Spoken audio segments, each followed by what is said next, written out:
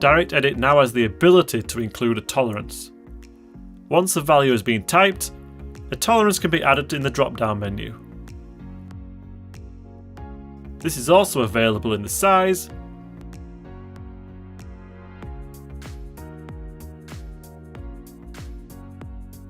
and the rotate mode.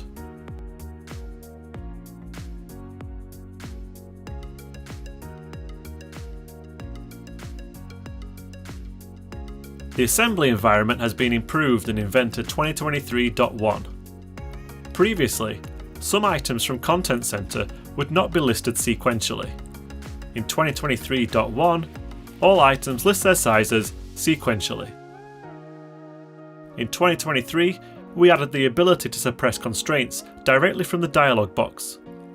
This is now also possible with joints, allowing you to control suppression on placement and on edit to avoid having to close the dialog to change the status. The bolted connection environment has also had an update.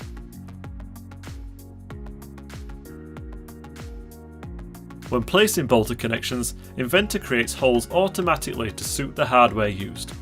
It is now possible to manually enable or disable holes suggested by Inventor. All this and much more in Inventor 2023.1.